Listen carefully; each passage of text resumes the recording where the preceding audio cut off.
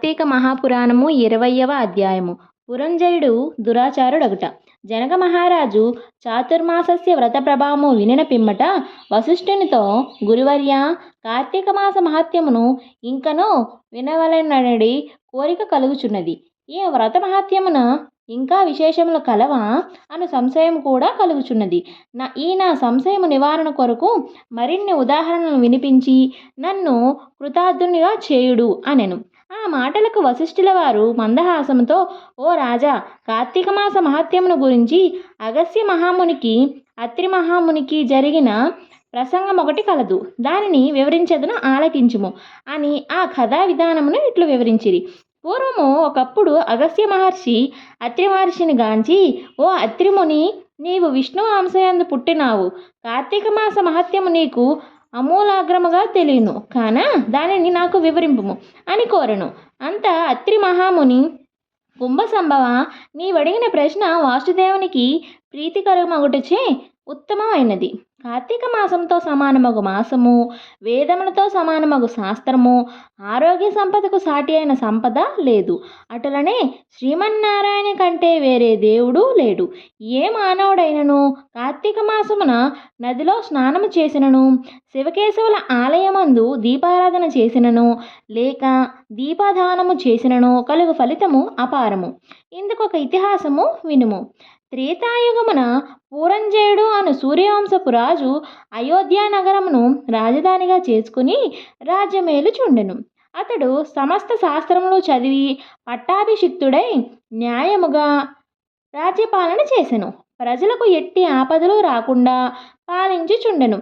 అట్లుండగా కొంతకాలమునకు పురంజయుడు అమిత ధనాశ చేత, రాజ్యాధికార గర్వము చేతను జ్ఞానహీనుడై, దుష్టబుద్ధి గలవాడై, దయాదాక్షిణ్యములు లేక దేవబ్రాహ్మణ మాన్యములను లాగుకొని పరమలోభి అయి చోరులను చేరదీసి వారిచే దొంగతనములు దోపిడీలు చేయించుచు దొంగలు కొల్లగొట్టుకొని వచ్చిన ధనముతో సగము వాటా తీసుకొని ప్రజలను భీతావహలను చేయుచుండెను.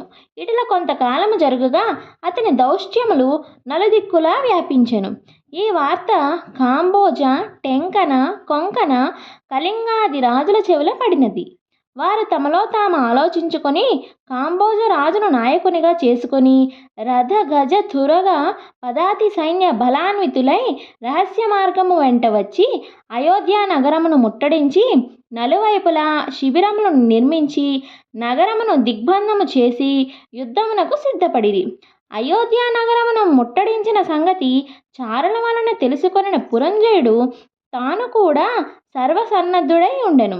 అయినను మొదటి పక్షము వారు అధిక బలాన్వితులుగా ఉండుటయును, తాను బలహీనంగా ఉండుట వలన విచారించి ఏ మాత్రమూ భీతి చెందక శస్త్ర సమన్వితమైన రథమెక్కి సైన్యాధిపతులను ఉరికొల్పి చతురంగ బల సమేతమైన సైన్యముతో యుద్ధ సన్నద్ధుడై వారిని ఎదుర్కొని భేరీ మోగించి సింహనాదములు గావించుచు మేఘములు గర్జించినట్లు హోంకరించి శత్రు సైన్యములపై పడెను.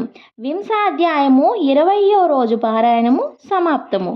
కార్తీక మాసంలో ప్రసారమయ్యే ప్రతిరోజు అధ్యాయాల్ని ఎవరైతే వినాలనుకుంటున్నారో వారు ఇప్పుడే మన ఛానల్ని సబ్స్క్రైబ్ చేసుకోండి.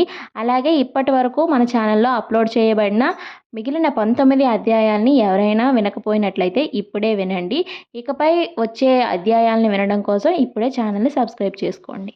హరహర మహాదేవ శంభో శంకర. ఓం నమః శివాయ.